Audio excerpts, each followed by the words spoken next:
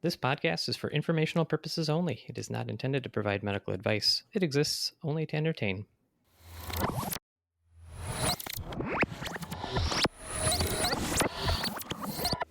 In an afterlife hospital, a patient comes in for evaluation for unclear reasons. Good afternoon. I'm Dr. Vlad. Nice to meet you. What bring you in? Hi, it's nice to meet you. Why are you here? I'm not really sure. I just was wandering around. You're wandering around. Why?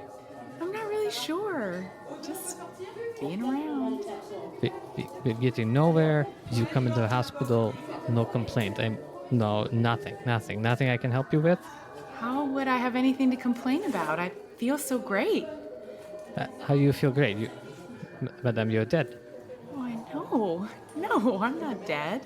No. Very much dead. No blood, no organ, dead. How long have you been dead?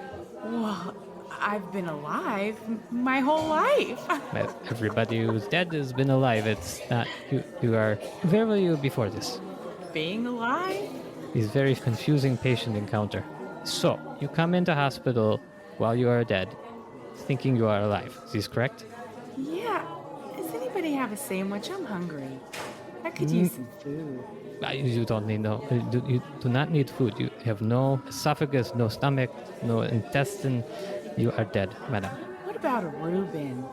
Get some roast beef on there.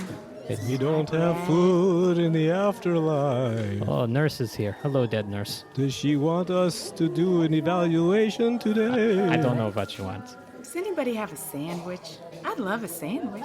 Madam, are you telling us you think you are alive? I am alive. I'm alive. Look at me. Look at the man to my right, this nurse here. Look at him. What does he look like to you? I'm a specter. I can see right through him. Right, because But he's I'm dead. alive. What about me? Look at me. What do I look like? Sheerer than a clear noodle. What is clear noodle? Rice noodle? Anywho, Rice look noodles. Look at your hands, madam. Look at your hands. Yeah. I see right through your hands. Do you not see right through your hands? You have ghost hands. We all ghosts. I am alive. If I wasn't alive, could I do tippity-tap dancing like this? You're not tippity tap dance very good. You're a ghost. You can't hear taps because you can't touch I floor. haven't had any lessons. I'm sorry. You don't have any feet. And your rhythm is a problem. It's all a mess. And so I'm trying to tell you that despite what you think, you are, like us, you are a ghost. And it is very curious that you don't realize this.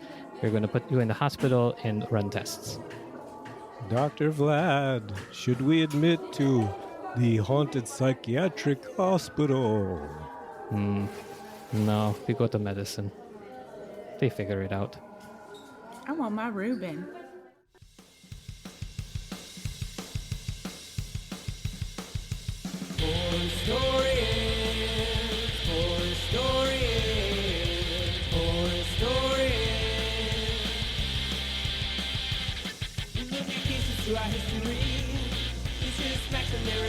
Alba. You gotta listen, you don't have to read.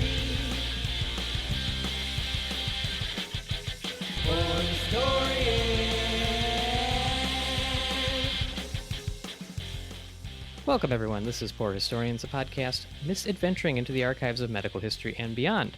I'm Dr. Max, and I'm joined here by my good friend and colleague, Dr. Mike. Is that my thing now? Yeah, you Dr. You Mike! say hello there now. That's what. Hello there now. That way our listeners know whose voice is whose. It won't be that difficult on this episode, but... Dr. Mike! And we are also joined as well by our medical history intern extraordinaire, Alba. Hi, Alba. That's me. Hey. Well, great to see both of you. You notice I didn't say Aaron or Dr. Aaron being here. Question for you guys. Why do you think Aaron isn't here tonight? Are you asking us or the listeners? And do they have a... The listeners don't have a microphone, so I'm asking. No? I'm asking you first, Mike. Why do you think Aaron's not here?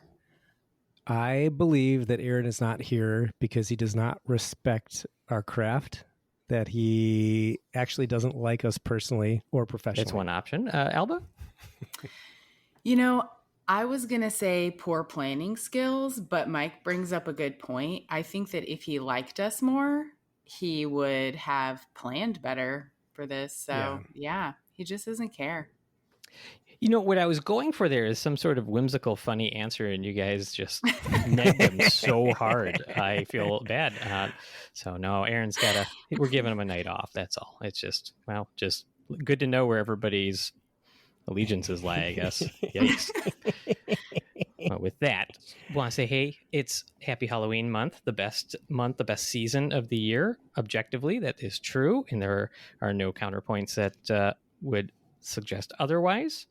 And the other fun little bit for the listener is that we, as you may have noticed, if you do follow us on social media, have started playing around with cameras.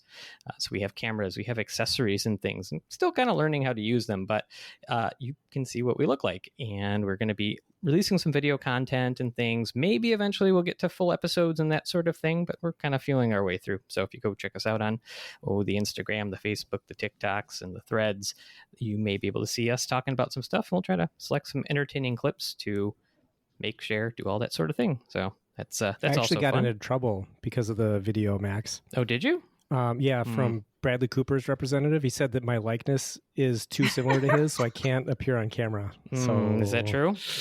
Yeah, that happened. Okay. All right. Well, I'll wait for a letter from the attorney before we take it down. But hey, until that happens, either way, before we get to the show, let's take a little bit of a moment to talk about our sponsor, Artery Inc., and to announce a fun contest for our listeners that actually has to do with the next segment, Mike's Trivia Challenge. So let's do that. Hey there, listener. If you've been a fan of the show for a little bit, you've heard us talk about our sponsor, Artery Inc. Well, they're the women-owned apparel company that not only creates and ships clothing and accessories with super fun anatomical artistic motifs for healthcare workers and non-workers alike. And not only that, they also donate a bunch of proceeds for certain items to charity, and they're still giving. So by that, I mean they're also giving to all of you in the audience an opportunity to win a giveaway offer. So here's how it works. If you send us in a question for Mike's Trivia Challenge, you will be entered into a contest to win a t-shirt of your choice, as well as one of their coloring books. There's no purchase necessary. We are including any questions sent after October 1st, and this will run through to the end of November. We'll pick a winner at random on December 1st and let you know that you won. And with that, you'll be able to pick out a shirt and you will get the coloring book, etc., etc. We will have some more details on this on the show notes as well as on our website, and we'll talk about how to send us those questions in the next segment. So go ahead and keep listening along to find out how to get your chance to win. Looking forward to it. In the meantime, we do encourage you to go over to www.arteryinc.com, that's spelled I-N-K, to see what they do have to offer. If you do purchase over $35 worth of items, you can use our new promo code HISTORYPOD, HISTORY pod. Don't know why I spelled that out. I'm going to take that out to save 10% on your order. P-O-D. Please note that this does not apply to their subscription boxes. Well, enough of that. Let's get back to the show. All right. Well, before we find out what Mike's going to talk about for the subject of tonight's show, I think it's time to test his innate knowledge with Mike's Trivia Challenge. This is where we take a listener-submitted question having to do with medical history, and we see if Mike just happens to know the answer without any preparation. He doesn't know what we're going to ask them, and if he is stumped, the listener will be awarded their own medical term named after them, something we call in the business an eponym. So we will see Mike. Excuse me, Max. There is preparation, but it's just preparation age. Preparation age. Sorry. You want to reshoot that joke, or? I don't know. For my hemorrhoids. We all know. I think everybody knows. Anywho, well, Mike, are you ready? I'm ready. All right. Well, tonight's question comes to us from listener Jay, who I know has been a fan for a while. And Jay asks, in what year did Dr. Fritz de Quervain win the Grand Prix in Paris, and how did he win it? Well, so it's pronounced Grand Prix. Mm-hmm. So I just want to correct you on that. I apologize. So what year did he win the Grand Prix? Wait, what year did he win it, and why did he win it? Or how did he win it is the better way to say it. So the Grand Prix, he won the Grand Prix in 1649. No, let's see. No, I'm sorry. I'm mixing him up with a different de Quervain. Yeah, it happens a lot. Yeah. Common name. 1842. No, sorry. 1918. 1918, de Quervain is in the Grand Prix. It takes place in Monaco that year. And so he won actually by injuring one of the other driver's fingers. So they're neck and neck. They're coming around that last curve in Monaco as you're driving down the streets of Monaco in Monaco. Everybody knows that how curve. like in Monaco, it's we like all know a it. little curvy at the end. Mm-hmm.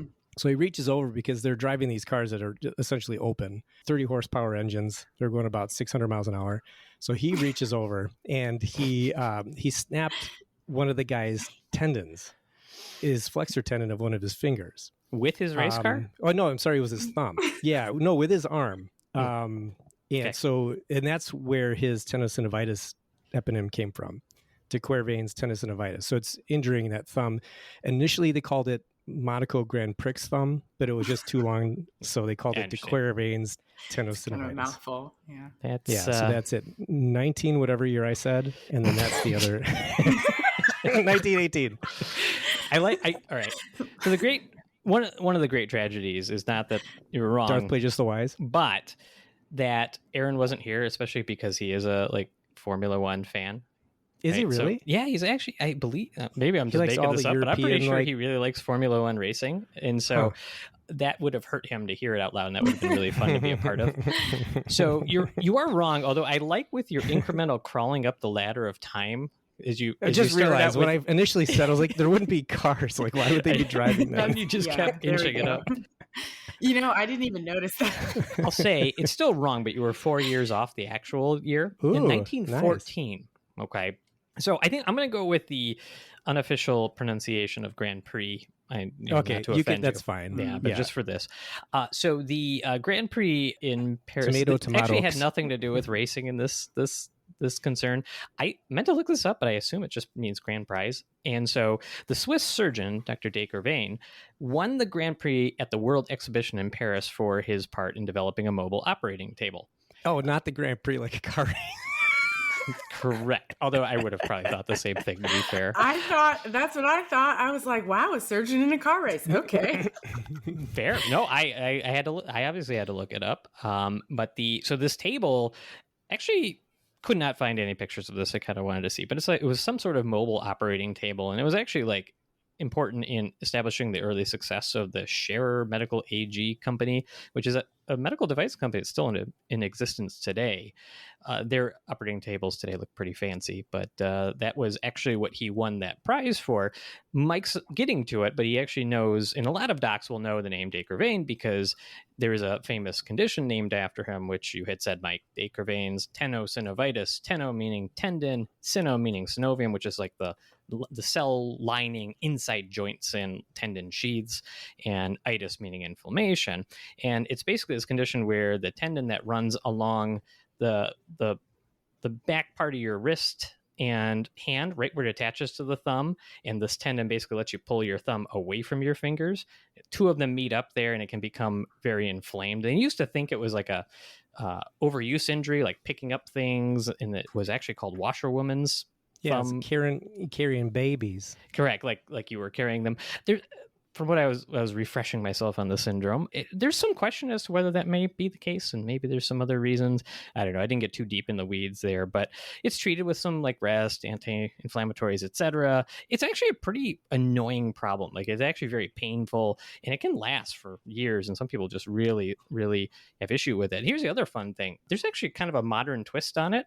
This is also known to be texting thumb, where they think that the thumb, since it doesn't have quite the mobility of all the other fingers, that the quick movements used in texting can actually inflame the tendon and maybe cause this in the modern day. But that's nowhere near my favorite name for it. Blackberry thumb is another one, a little outdated nowadays. But here's the best ones. Nintenditis, from playing Nintendo games. And this word is my new favorite word, Wii-itis, from the Nintendo Wii. It's my favorite word because it has 3 eyes in the middle of it. And I've never written 3 eyes in the middle of a word and it be correct. So there you go. Now, Mike, you were wrong. J is... I think I honestly, for J, that's the wrongest I've ever been. That's fairly... Feels undeniably... You were tricked into that, though. I mean, that was a tough question. But I appreciate that. I like it. Hopefully it went off on a funny direction. I think it did. So we have awarded an eponym to J. So it's a very real new medical term that we have discovered. And that is, well, I'll describe it this way. So there's a special test that you do for diagnosing Dacre-Vane's synovitis. Special test meaning you make a fist, put your thumb in the middle of the fist, and then you take the person's hand as the doctor and you like pull the fingers towards the ground, and it basically stretches that area and it hurts. Actually, it doesn't feel great even if you don't have the condition. So you can imagine if your tendon was really inflamed, it would feel really bad. That test is called the Finkelstein test. And so that's one eponym in medicine, right? But when I'm talking about J's sign, it follows a positive Finkelstein test. So once you do that to a patient, it really hurts. J's sign is the description for the scowl that the patient will give you, which is like full of contempt and whatnot, because you just hurt the patient quite a bit. And so if you do the Finkelstein test and that's positive, and then you see J's sign where the patient looks like they want to do harm to you as the provider, it means that you probably have a case of tenosynovitis diagnosed. So there you go. I am told this condition, I've diagnosed it a few times, but I'm told it is fairly painful. And so I don't blame a patient for being kind of mad when we do that. So it means also don't do it again if you're the doctor. If you get a positive J sign, just don't. You have your diagnosis, move on. Got to push twice. Got to be sure. Mike doesn't know J's sign. We'll find out. Well, there you have it. So if you'd like to send us a question or enter yourself into our contest, again, please check our show notes. We'll have some details on that. You can go to our website, www.poorhistorianspod.com. Use the link there to send us a message. We'll have something set up for this contest as well. You can do it through our social media, and we'll get you entered, see if you win. So thanks again to Artery Inc., and appreciate the question, Jay. Nicely done, Mike. Thank you. That you didn't. But I didn't do it nicely. You failed the question. However, did you bring an episode with you tonight? I did. You didn't leave it at home? No, I worked long and hard on this. How many minutes? Really long, really hard. 56. That's not bad. 56 minutes. Yeah, it's actually pretty good for me. Yeah, it's not bad. It's not bad. All right. Well, no, it was a little longer than that. I thought about it longer than that. I thought about it for 58 minutes. Okay. You can't quantify, how much thinking, Right. It's hard to quantify how much that adds, when you're sleeping, if you dream about ideas, how do you even quantify that preparation, Mike likes to charge for his hourly thinking too. That's a thing. And that recurrent dream where this really weird, like Lost in Space robot is just like minding its own business of walking down the middle of a street that I grew up on, but I'm also terrified of it. Like that kind of thing. What? Do you want to talk about dreaming? Hopefully there's a dream. Let's just change this episode. We'll all talk about dreams we've had recently. Ooh, that's actually fun. I think our listeners would love that. Oh, I mean, it's Halloween. I could tell you about my night terrors. There's definitely a comedian who said it before, but like nothing turns off my brain more than like, hey, let me tell you about a dream. Yeah. Don't care. Fun. Actually, mine. So yeah, no, I've had some night terrors. I'll share know later about your dreams. I really don't. No, I'm going to tell you about them. Nope. Anywho, Mike. Not about my hopes or my dreams. Alba, we'll talk about your hopes, but no dreams. Don't have dreams. So, you don't dream, Max. Oh my God, you're dreamless. That's not what I said. That's what you're inferring. Okay. I'm the only clinician here today, so I am definitely under the lights right now because I'm going to be the only one trying to guess at Mike's convoluted case. It's going to be convoluted. It's historical though. That's all I ask. Truly, and it's really interesting. It's one of the first things I ever came across. Okay. So, if you say it was a dark and stormy night. No. A long time ago in a galaxy far, far away. I'm going to allow it. We're working in an emergency department. Now, see, the thing is, it's a historical case. Okay. So what we're going to have to do is we're going to have to pretend like there's an emergency department in the late 1800s in France. Sure. So, we're doing this kind of like modern take. And the case is that the paramedics bring you in a 43-year-old female patient who is just kind of wandering around at night. Okay. And you said it's France. France, okay, yeah. Just checking. In France. So they bring in this lady, walking around town. And this happens sometimes. Sometimes we'll get people who are intoxicated and they get brought in and they don't know why they're there. Wait, in the modern year? Really? In the modern year, yep. This case is timeless. 1888, this was. This could have been 1988, 2023. So they bring her in for wandering around. It really doesn't have a whole lot of complaints. Other than she's having a fine time wandering around and somebody took her to an emergency department. Yep. Yeah. Okay. Maybe they're concerned for her safety. It's like the middle of the night. It's like midnight. Okay. It's a full moon.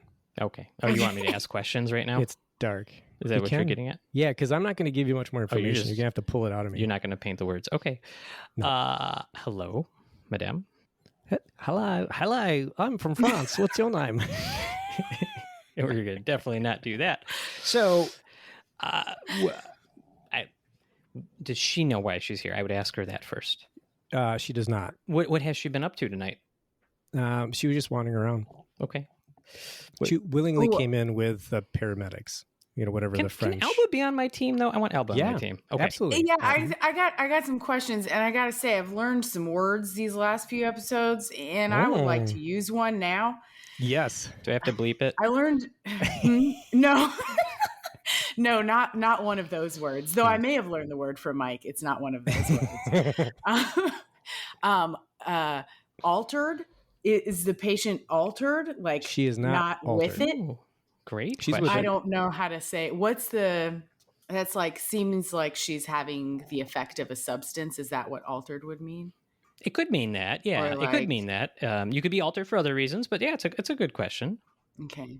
All right. Yeah, so, she seems. She's awake, alert, oriented. Mike, you said she's with it. Is she hip though? She's not hip. Okay. I don't know what hip for the time in 1888 was. Like maybe she's got those like pilgrim boots on. I don't know. Like all the ladies were wont to wear. Yeah, absolutely. She does not seem. She does not seem to be acting, I guess, generally unusual. Is that what you're saying? Correct. Okay. Does she remember what happened tonight, or does she not seem to have? She's just walking around. Okay. Has she been drinking wine or doing French drugs? Nope. Okay.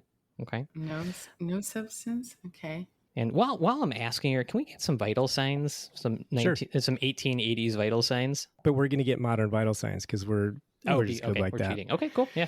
So, heart rate's 110, 115. A little bit fast. It's regular. Yep. Blood pressure is 85. It's low. Respiratory rate's 18. It's okay. Temperature is normal. Heart's a little fast. Mm-hmm. Blood pressure's a little low. Okay. Has she been feeling well recently? Recently, she's been feeling okay. Okay. Like she knows her name. She knows where she is. She knows time. She does, what time it is. She's okay. All right. What has she been up to all week? Can she tell me that? Really just nothing out of the ordinary. Just wandering? Like she often takes walks or wanders. Okay. It's often at night. Does anything hurt on her? Is she like any headache? No, nothing. Nothing's bothering her physically? Nope, nothing at all. Okay. No, she's not complaining of shortness of breath, no vomiting, no belly stuff, none of that. Nope. Can we summarize to say she has no complaints? She is basically a patient with slightly fast heart rate, low blood pressure, who is just wandering, and she's not even, doesn't sound like she's angry or acting agitated. Can I? Nope. Yeah. She willingly came in. Okay. I'm perplexed. But does she have any medical problems? Good. Nothing. Okay. No, she went to a vet once when she was 5.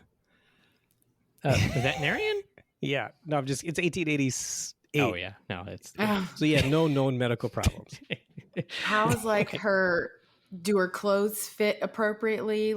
Or does she look like she could have lost weight or gained weight recently? Yeah, it looks as though she's lost weight. We don't know if it's recent. They found some Ozempic in her pocket, but she said she wasn't taking it. No. I was like, I don't know what that word is. How startled does she appear? Startled? Like, how big are her eyes, or are they protruding from her face? They're normal. And nothing can startle this lady. Nothing can startle her? Mm-hmm. Because she's so stoic and deadpan? She's very stoic, yep. Yeah, you said she appears to be loose-fitting clothing, so kind of underweight sort of thing. Mm-hmm. They're dirty, they're raggedy. Okay, we're not getting much from the history, I got to say. So let's do a little bit of exam, huh? We got the vitals. Mm-hmm. What are them pupils looking like? They big? They small? They're normal. They're Yeah, normal? reactive. Okay. Does she like, you said no temperature. Doesn't look No like temperature, flushed. correct. Is she sweating? Like unusually Nope. sweaty? Mm-mm. Okay. So color, not like jaundiced and nothing. No, I she's don't know pale. what other. She's pale. Okay. Okay. All right.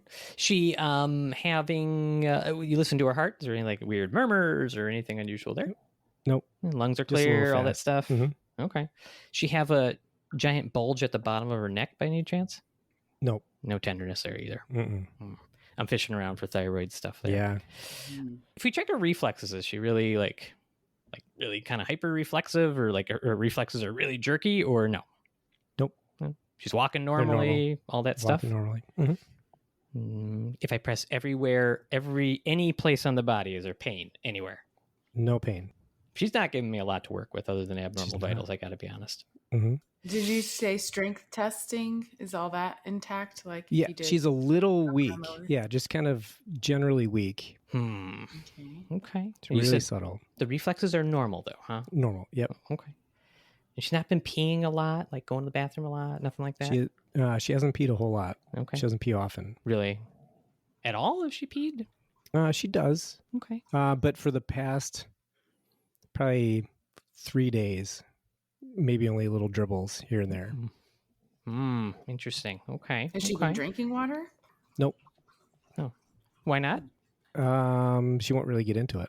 She's being cagey now. Yeah, it doesn't hurt. Can I She has no pain. roll a perception check? Can we play Dungeons and Dragons real quick? Sure. Okay. And she seems to be. Is she lying to me? I mean, I feel like everybody lies to us, but No. okay. She's being truthful. Okay. All right. So I'm going to summarize where we are, Elba.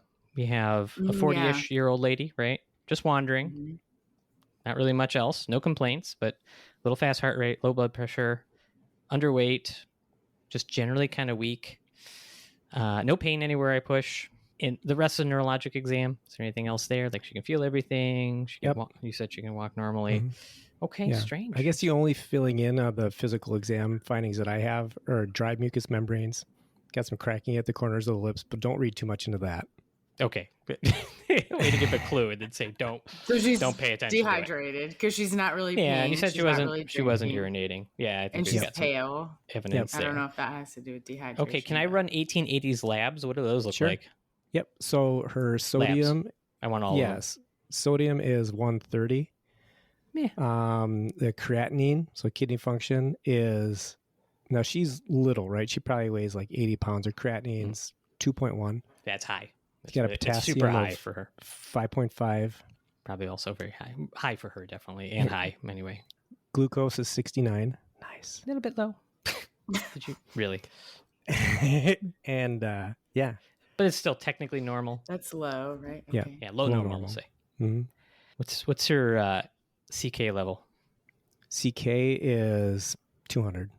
And What's that's not. CK? CK is creatine kinase. It's a muscle protein that if certain things, like you can take medications or sometimes you can actually exert yourself, like tons of exercise, and your muscles will then spill out this protein, which goes around your bloodstream in your kidneys. It's actually toxic to the kidneys. And so Oh. it's something we look for in a condition called rhabdomyolysis, which really means like muscle breakdown.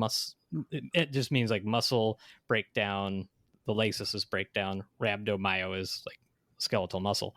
And so it's a condition where somebody's out in the heat a lot too. You can actually get it there too.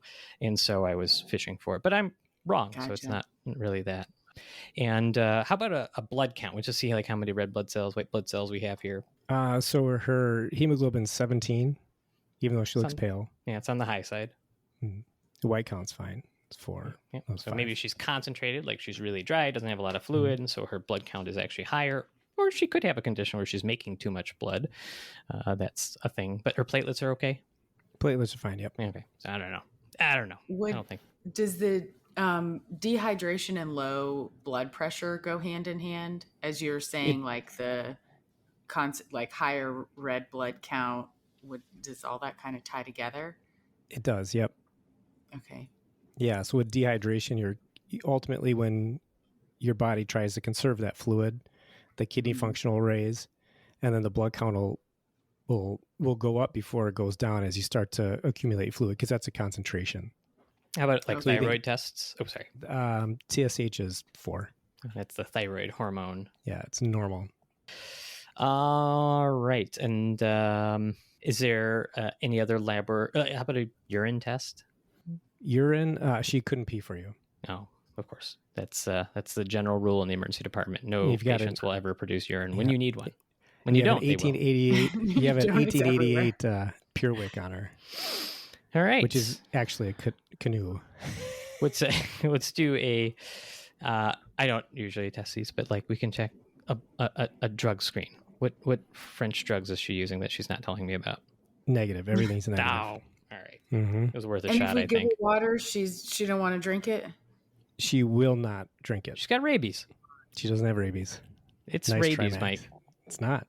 Hmm. She's refusing to drink. She refusing. doesn't feel like she needs to. Interesting.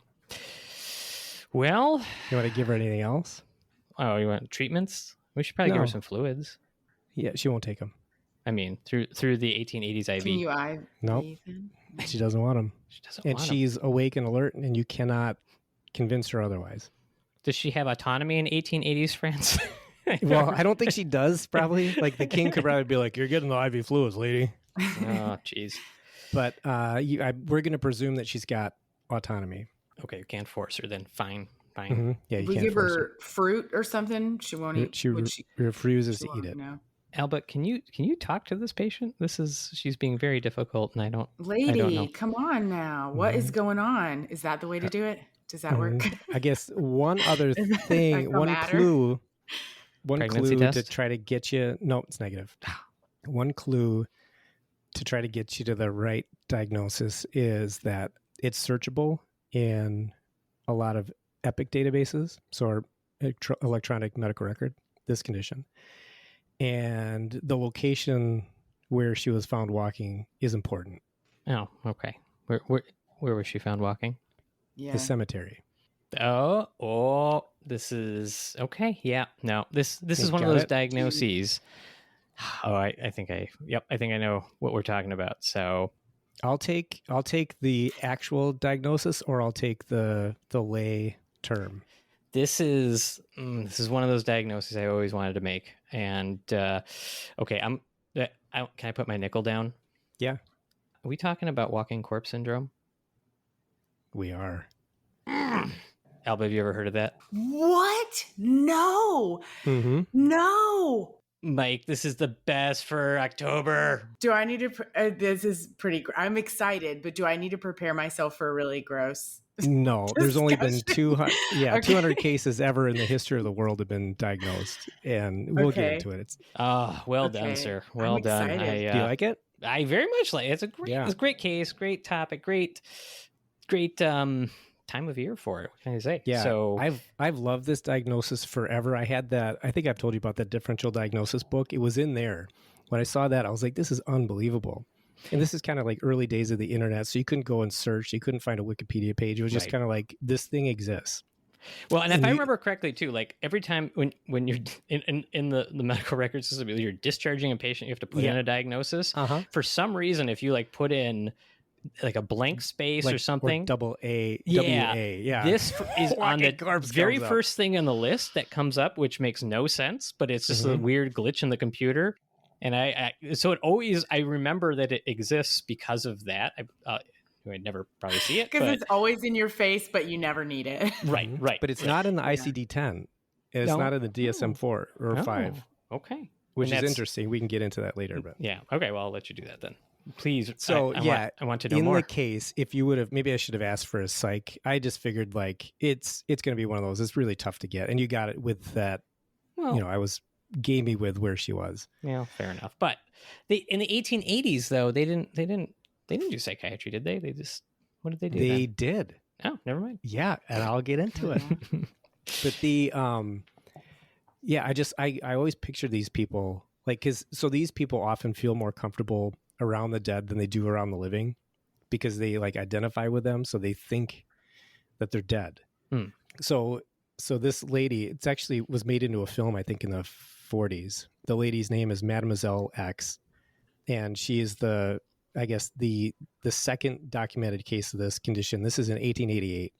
So it's also called Cotard Syndrome. Mm-hmm, mm-hmm. So Jules Cotard, he was a neurologist and psychiatrist in France, born in 1840, died in 1889. But in 1888, he was looking at this Mademoiselle X. So I think he was mostly a neurologist. So this is one of the guys who actually discovered that strokes are potentially embolic in nature. So they're from clots. Yeah. So he had done studies on animals where he would like close off their arteries in their brain and they'd have strokes, be like, oh, figured it out. You know, it didn't really, I mean, it ultimately helped us with that kind of stacking of knowledge, but You said he was mostly a neurologist. Was it like he was like what 30% orthopedist or something? How does that work? Well, no, mostly neurologists, some psychiatrists. And I'm okay. sure that there was an overlap Okay. there. Okay. And that'll be important for this condition later on. So he's interested in strokes, and then somehow this Mademoiselle X becomes his patient, and it's just unusual. So he's talking to her. She's disheveled. She's unkempt. She's awake. She's alert. She's oriented. She's clear, and she is like in 100% belief that she is already dead. She died. But the fact that she died also means that she is immortal. She was convinced that she had no brain, no nerves, no chest, no stomach, and no bowels. And there's nothing left of her but skin and bones. So when you try to do the IV, she's not going to do it because she doesn't have blood vessels. There's no point. And I think one of the important things that I remember about this is that it's not, this is a true psychiatric diagnosis where it's not playing around. Like they are convinced of this to the point where you're already laying it out. And I'm sure you're going further into it that they will waste away because it's so pervasive to their mindset. And they really do think, well, I am a corpse, so I don't need these things. It's not that the way, so there's different types. So there's like the true Cotard syndrome is like, I'm already dead. Okay. Those are the people that identify with the dead. And then there's a variant that believes that they're immortal. Oh. So she actually thought, so she was already dead, so she could not be killed. And she believed that she couldn't die of natural causes.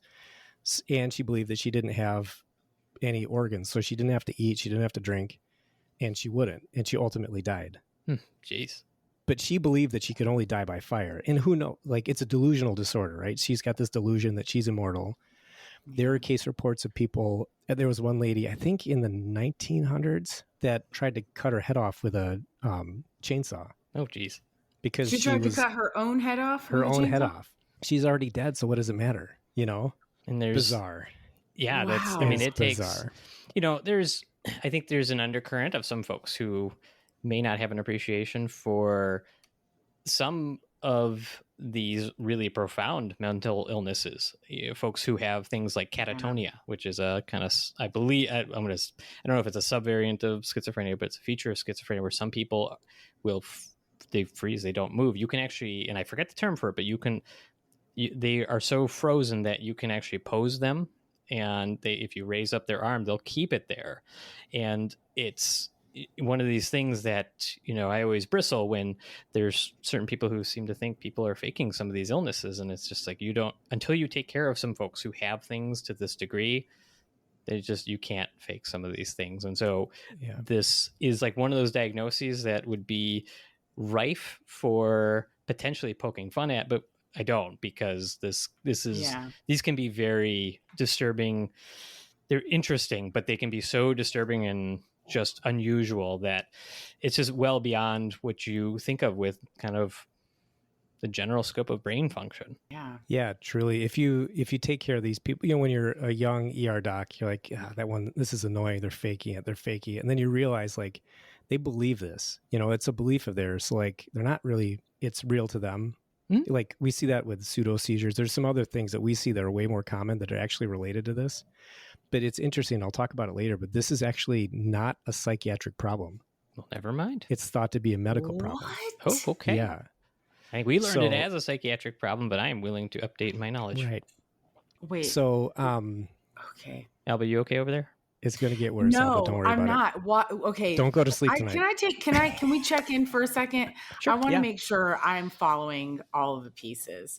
So walking corpse syndrome is what we're talking about here, right? That's the name of it. Okay. Yep. And it is not a psychiatric. It's thought not to be a psychiatric condition. It is like, it is believed that there are medical reasons for it, but there are also like the psychiatric overtones. Okay. Okay. So yeah, I am so So it's separate from like, schizophrenia. There's some mental illness that predisposes you to it. I think bipolar disorder, if you're bipolar, you might be more likely to have issues with Cotard's. If you do a YouTube search, you can actually see people that are like giving their accounts of having this in the modern day, like, wow. Yeah, and I can go through some of those cases later, but not the YouTube ones because they're like documented. You can just go look at it. But fair. So Cotard sees Mademoiselle X. He's like, this is weird. She actually believes that she's like dead already, and then she dies. And so he starts to do some research. So he goes back and he finds a document from 100 years prior. So in 1788, a Swiss scientist, I didn't write his name down. Dang it. Let's just say make one it's Toblerone alpinicus. And so Dr. Toblerone, there was this lady that was, I think she was in her early 80s. She was in her home. She said she felt a chill, and then she couldn't move her left side. So it sounds like she had a stroke. Mm-hmm. While she, like within an hour or two of having this stroke, she tells her family, like, I'm dead. You have to get me ready for my funeral. And they're like, you're talking to us. Like, again, couldn't move her left side. The same Ultimately countermanding it, yes.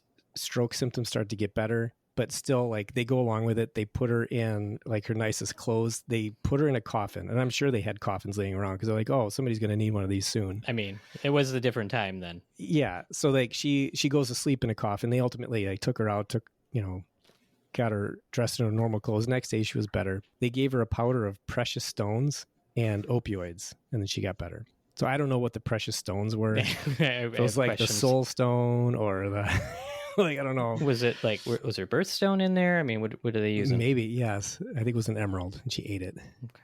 That's so, they sort of, well, okay. So I wanted to say they played into the delusion, but if we're saying it's not really a primary psychic diagnosis, then they're not. I guess so where it was important. So like where her stroke most likely localized to, or at least near, was important because it was, and let's just talk about that later. But anyway, so she gets better and then has intermittent symptoms over the course of her life where she occasionally thinks she's dead. But she's aware. She's like, she was aware sometimes and then sometimes completely unaware that she was delusional. So kind of like when some people have stroke symptoms on and off, like they've had a stroke before, and then certain factors can, if a certain area of the brain was injured with the stroke where let's say they couldn't move their right arm or leg, and then something else down the line results in restricted blood flow to the same area, like they're really dehydrated or they start losing blood for some reason, they have the same symptoms. You're saying like maybe it could have been similar in her case, like it can come and go sort of thing? It could have been. Mm-hmm. You can have episodic delusions too, right? So maybe if that's like kind of happening hand in hand, one sparks the other. Yeah. Yeah. So it was interesting that she got better. So Cotard had gone back, looked at this. He's like, well, this might be a thing. So he writes up a paper on Mademoiselle X. This is his like landmark case. And this is the condition as it's laid out. And I don't know if he named it himself or if someone else did later, but again, exceedingly rare, but something that was documented first in 1888. Just like interesting stuff about him. Like, I feel like every physician in history was a wartime physician at some point. So Except for us, I guess. Yeah, I know, but you know what I'm saying. Like, we're in history, Mike, right now. We're in a point of history. Yeah, People will be talking about this podcast 100 years from now. That was history. So yeah, he was a surgeon during the Franco-Prussian War. He died of diphtheria, which kind of stinks. It was a year after this whole Mademoiselle X thing. So he's 49 years old. His 15-year-old daughter gets diphtheria, or maybe not 15. It was 15 days. So she's ill. He, gets her healthy again, or like won't leave her side, and then he died of diphtheria. Can I stop you real quick, Albert? Can you please pet that dog? Thank you. Oh, sorry. We're just not going to address the dog in the frame. I didn't see. Well, I was reading a document. No, I know. I was for the listener who wants to tune in on video and see the great Ebenezer, I believe. He's a good boy. Yep, it's Ebenezer. Sorry, Mike. The show's about the dog now. That's all right. Sorry. I wasn't sure if he was making too much sound, but also he kept rustling around at my feet. So nobody that we would have as a fan would be mad about that. He's a baby. Okay, please continue, Mike. Okay, so Cotard syndrome, really, when you kind of like distill it down, it's a person denies his or his or her own existence or existence of their body parts. You could be very specific. You could be like, I don't have an arm, or I don't have a heart, or I don't have this, or I don't exist. It's very it's like a nihilistic thing. It's like, I'm nothing and I'm meaningless, but I'm also immortal and I'll never die because I'm already dead. Just unusual. I like that juxtaposition. I got to be honest. Yeah, that's pretty cool. Yeah. I feel like that's pretty punk rock. Is Yeah. that weird? No, they actually listed people that they thought had Cotard syndrome, and a lot of them were death metal frontmen. Hell yeah. Yeah, so at least one of them that I saw. Was Corpse Grinder one of them? I don't know. It sounds Shout like out it to could Cannibal be. Corpse? It's kind of high risk profession, No, wait, he can't be because he walks around toy stores. He seems to be very jovial. So never mind. Moving on. You can still be jovial. Can you? Oh, never mind. You can be jovial and You're dead. breaking down everything I thought I knew about this syndrome. Mm-hmm. So yeah, it was initially thought to be a delusional disorder, a psychiatric disorder. I think at some point it might have been in the DSM, but it might not have been. You explain what that is real quick, just in case people don't know. Diagnostic Scientific Manual, isn't it? Like, it's where all the psychiatric illnesses live. It's like all the criteria to make a diagnosis of. Manual. Yeah, there you go. Yeah. It's basically the criteria for XYZ psychiatric diagnosis. If you have these features, it could be depression or bipolar disorder, et cetera. Yeah. Yep. So it was thought that it's related to dementia, encephalopathy, which is interesting and kind of terrifying for the modern age. We'll talk about that later. We're talking about it a lot later. Epilepsy, migraines, multiple sclerosis, Parkinson's, stroke, and then subdural hematoma and sagittal sinus thrombosis. What are those last two? Bleeding in the brain. Bleeding in the veins in the brain or bleeding outside the brain. So basically any neurologic diagnosis ever, maybe. And you get this thing called a two-hit hypothesis. And we've heard that with like changes to your DNA, right? Like you need the risk of the change and then you need the agent that does the change. Mm-hmm. They call that the two-hit hypothesis. So what happens here is that the first brain injury changes the way that people view themselves. And then the second brain injury makes them unable to combat that false view, even when they're shown it's not true. This is often seen with a syndrome called Capgras syndrome. You probably never heard of that. I hadn't. I've heard of it. Don't ask me to define. I've definitely heard the term. So that's a belief, and that's probably more closely associated with schizophrenia, but that's a belief that close associates are replaced by imposters. Yeah, so you're that's like, right. You see your wife and you're like, oh, I don't know who that she looks like my wife, but that ain't her. Yeah. And then I'm watching Alba's facial expressions right now. Yeah, I'm sorry. I'm like, I got to be careful out there. Uh-huh. I could wake up one day and think everybody's been replaced. One of the other great ones, dissociative fugue. Fugue. I don't know if you know that one, Alba. Yeah. I think I've heard that one. Yeah, you go into a fugue state. So you like completely dissociate, and people will often end up like across country and have no idea how they got there. They'll like come to and like, I'm wearing someone's clothes. I've got someone else's car. Mm-hmm. Sort of like in modern, like in the general entertainment or whatever, it would be like the person who shows up with amnesia would be kind of like the one way that I think just, entertainment kind of tends to portray it. But yeah, they truly, if they do have a real fugue state, they truly don't know where they came from.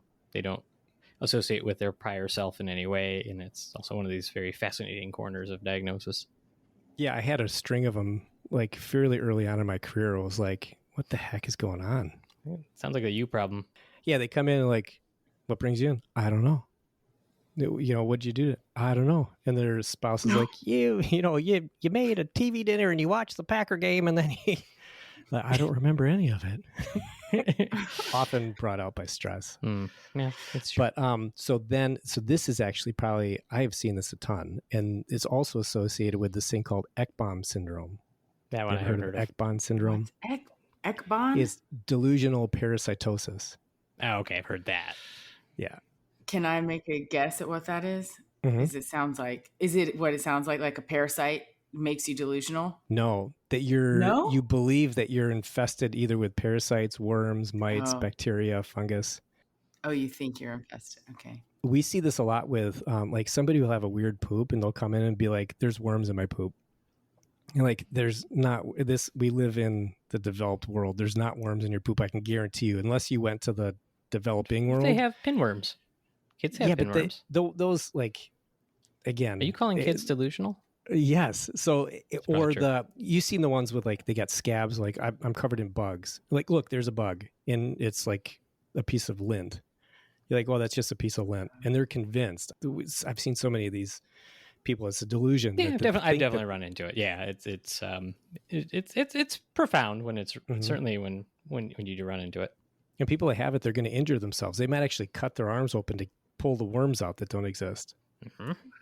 But do you know the term for the sensation that things are crawling on your skin? I do. It's close to a sexual term. It is, and I do know it. I gotta search my archive. Formication. So it's not fornication. Fornication's formication is Does formication, that has to come from ant things, right? Because ants, I don't know. Formic acid comes from ants, like, which is one of my favorite things I learned in chemistry that I don't need to know, is that like you crush up a bunch of ants and like the juice that comes out has formic acid. And I was like, what chemist was like, and then, that's a substance. I want to do. Let me just mash up So formic, these I'm ants. guessing, has to do with that. Am I right, Mike? Tell me if I'm right. I don't know. You might be. No. I'll say that you are, because it sounds like a really good explanation. I've always wondered why the one letter difference, and they mean totally different things. And if you say it fast enough, it sounds like, I've got formication, or like I'm formicating. What now? Like what? Yeah, right. Okay. Okay. So there was a retrospective study that the Mayo Clinic did, and they did a chart review of like a lot of patients that had come in from 1996 to 2016. Ultimately identified, I think it was a total of 18 patients that could have met the diagnosis and ruled out some. So they focused on 12. So in that period of time, 12 patients had come in. This is for the walking corpse syndrome. The walking corpse syndrome. Yep. Back to that. Back to the OG complaint. Yeah. So they skewed male. Median age was 52. They had imaging studies on every single one of the patients, and 4 of them had frontal lobe changes, specifically right frontal lobe changes. That makes sense. A lot of them had bilateral. So this is kind of like your behavior, your thoughts, your personality, and some extremity motion. 5 had ischemic changes. So 5 of them had strokes at some point in that spot in their brain. Ischemic meaning they like lost blood flow to an area, and that caused the stroke kind of thing. Yeah. A lot of them had atrophy, so their brains were shrunken. So they found, and I think this is where they came up with a probable medical thing, was that index case. This lady has a stroke and then gets Cotard's. And then looking at things afterwards, like, well, these people had it and they had CT findings. I don't think that, I think they just suggested that there could be a medical cause rather than psychiatric. Wow. So Cotard, actually, he didn't name it. So he called it delirium of negation. Essentially, it was like, you don't exist. You are nothing. That's catchy. Yeah, I know. I like it. It sounds it's like not bad. Yeah, right. I'm rolling it over a little bit more. It would be a pretty decent metal band name. I was thinking that same thing. Delirium of negation. While you're talking, I'm going to look up and see if somebody claimed it. Hold on. Yeah. So it's usually listed under the umbrella of delusional misidentification syndromes. So if you come in with it, they won't say like you've got Cotard's. You might say walking corpse syndrome, but you'll have like this delusional misidentification syndrome that they think is most likely, psychiatric, but could be medical related. Somebody already claimed it. Sorry. Really? Wow. The Delirium of Negation, brutal death metal band. Okay. So the modern... Well, you were right. It makes a good name. It is a great name. It's an album. Sorry, not a band, but still counts. There was one case. There were some fun cases. These are like, they're really weird there was a guy who was in a motorcycle crash in Scotland. I think it was like in his late teens, early 20s. Sounded like it was pretty bad enough to require hospitalization. He gets home, and then his mom and he decided to do a trip. I don't know if they moved or took a trip to South Africa. So this guy, he was already convinced that he was dead. He goes to South Africa. It was hot. He was convinced that he was in hell. And then he's like, if I didn't die in Scotland, then I died in South Africa from either sepsis or AIDS. And then ended up having to go through therapy and get better. But like it was just a weird thing. And it probably made the Daily Mirror or whatever. I'm sure it made that. It's interesting that it would get possibly better with therapy. It does. Yeah. So it responds to electroconvulsive therapy, cognitive behavioral therapy, which is interesting too, because I think, the thought that it's medical, kind of go against that. Well, I don't know. I think there's probably reasonably not well understood biochemical pathways in the brain that we feel are likely responsible for a plethora of all mental health conditions. I mean, at its root, it's got to be something biochemical. So I don't know. I think we tend to separate them a lot, but it's probably just because we don't totally understand the underlying complexity of the brain to that degree to be able to really change it and say like this, we think, hey, serotonin, if you don't have enough of it, it may coincide with something like depression, but there's probably so much more to it, and everything really likely boils down to some sort of organic brain illness that we just don't understand yet. Yeah, their thought is it's probably dopamine related, just with how it responds to certain drugs. And there's one, like, I guess one way in the modern world that you could get it, which is kind of messed up. But there was a case report of this person that had renal insufficiency, so like kidney issues already. It sounds like they probably had like bad encephalitis from herpes virus. So basically brain swelling and inflammation. Oh, yeah. Yeah, brain inflammation. And so they put this person on acyclovir, and acyclovir caused Cotard syndrome. So acyclovir, so that toxicity is the only medicine that I saw that's related to potentially directly inducing this. And the reason why they think that is because the person was put on dialysis and was cured of Cotard's. Which is mess. So that's another thing. It's like, is this medical? The kidney will get the medication out, and then it's like, okay, I'm not. Yeah.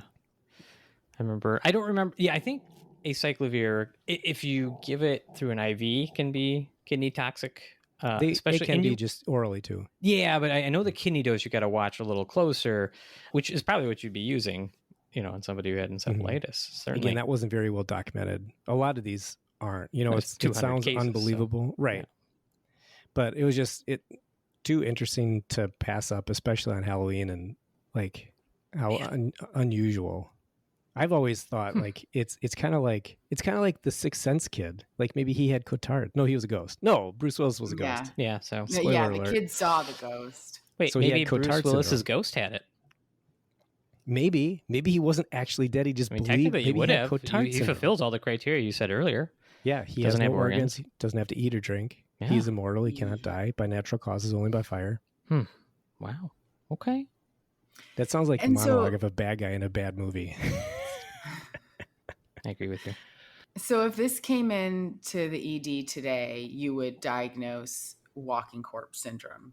No, I would tell him to get out. Or how would you?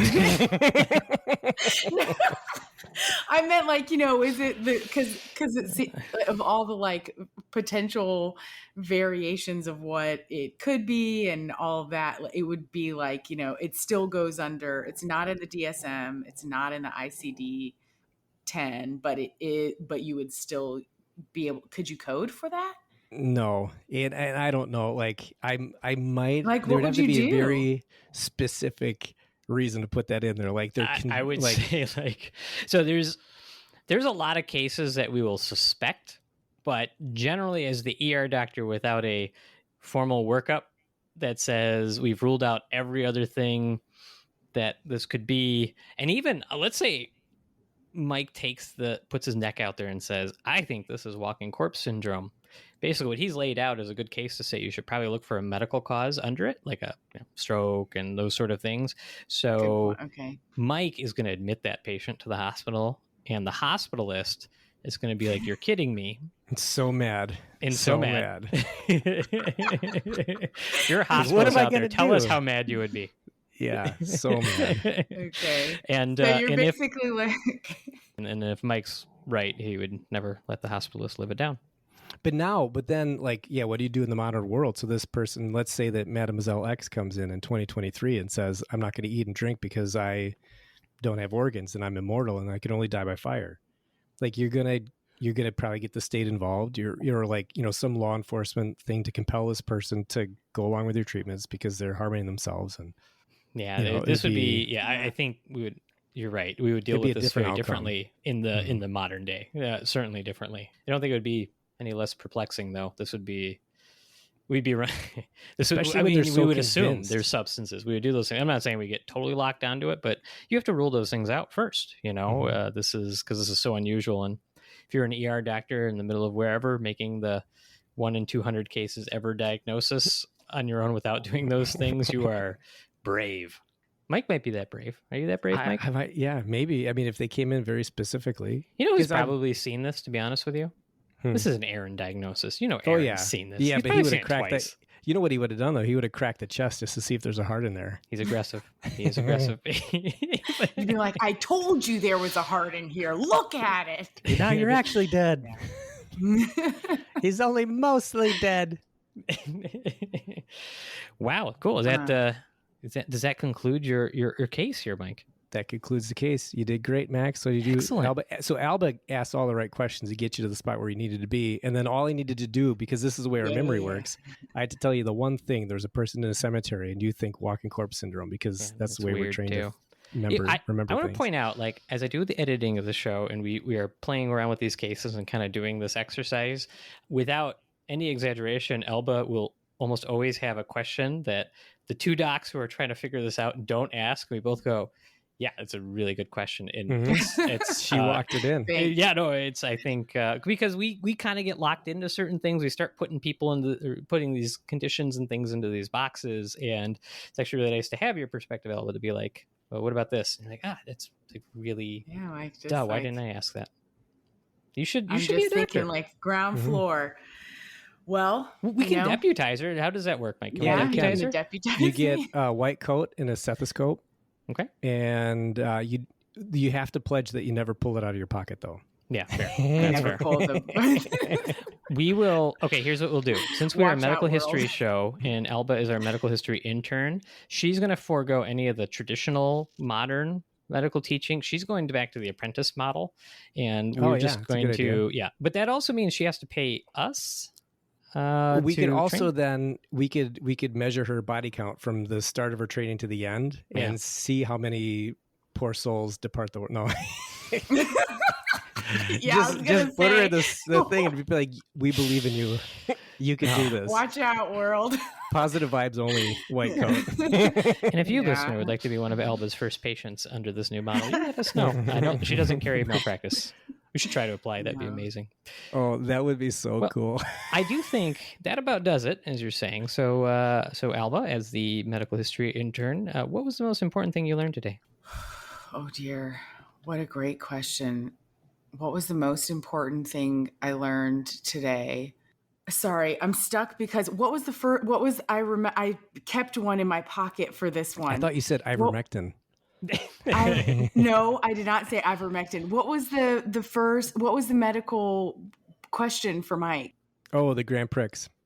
I'm aspirating. The Grand Prix. Yep. That's what you learned? What I learned is that a Grand Prix. I know. Apparently, I didn't learn. I was gonna say what I learned is that Mike has a better explanation of what the Grand Prix is than what it actually was. And the mind is a frightening place. It is. That's what I really learned. The mind is a frightening place. All right, that's step one. Step one to being a doctor. Scary, yeah. Just to think about all the stuff that's up there, like the deep, dark recesses of your brain. Yeah. Well, with that, we appreciate everyone listening, and we'd love to hear from all of you out there. If you'd like to check out our merchandise or provide feedback, we can be reached through our website, www.poorhistorianspod.com. There you can send us messages and find links to all of our social media sites. We do work to respond to all of those posts on various social media accounts. If you want to participate in the show, use our site to send us a medical history trivia question to test Mike's innate knowledge, and do that even more so because we're running the contest. Win some stuff. So do it. Let's see how many we can get. Please go and leave us a nice 5-star review on iTunes or whichever platform you choose. Seriously, honestly, really, we do actually appreciate that. I do check and I do see them out there. It's you said a lot of nice things, mostly about Alba since she joined the show, but still, we're very appreciative of all that. And so it does help us out. And when you take the time to do it, we do appreciate it. So just saying so. With that, until next time, the Poor Historians are signing out. AMA. We're on episode 68. I missed it by that much. I know. I'm sorry. I didn't mean to let you down. That's there. all right. I'm going to let you down in about 10 minutes.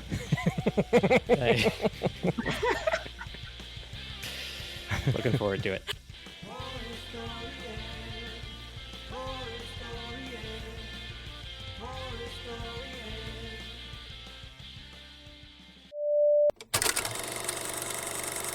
But they also donate. I'm going to retake this whole thing. Yeah. Wow. And You're hey, it's right. bad. It's that ring light. It is. Can't see you. It's so warm. I thought you were blind. So warm. All right, let's do this again. Care workers and non-workers alike, and they're also the country that they're not a country. Hey They're there, a listener. continent and a country. They are. I'm gonna drink more beer and I'll get it. That'll do it. Hey Max, did you know that I watched this thing on Netflix, and when Mario says "It's a me, Mario," I think he's saying "super" in Japanese, so he's just saying "Super Mario." Is that true? That's me. I don't know. I kind of remember it. I was half asleep So you were half asleep watching Netflix with the IPA-induced haze. a hazy IPA-induced haze. No, I'm not a big fan. Can you of look it up right now to see if that's true? So, Oh God! How do But you you made me say- sit farther away from my computer. I was just trying to like interrupt you in a cutesy way, and I know. now I'm doing work. You didn't make that up, did you? That's brilliant if you did. I don't think I did. I remember hearing it, but again, like I said, it was like I maybe have it was a in friend dream. Do you want to who- hear about another dream? Has spent no, I don't. I have a friend who has spent at least 2 months doing Japanese on Duolingo. I'll ask him. He should know. Yeah. So it says it's not it's a me. It's ITSUMI. He says it's a me. Really? Itsumi? Yeah. If you would have said that at the beginning of the show, that is the thing that Alba and I would take and say. I would it's not say even a that's the real thing. Japanese word, but it's a surname. Maybe he's saying his name Itsumi? backwards. Itsumi! Mario! This is all unraveling. I told you I might have heard it on a Netflix show. Maybe. In Was a that like a dream fourth-hand while you're source, Mike? sleeping. Oh, Yeah, jeez. I'll put it in the show notes. All right. Well, now we got to come up with a skit. That's the problem.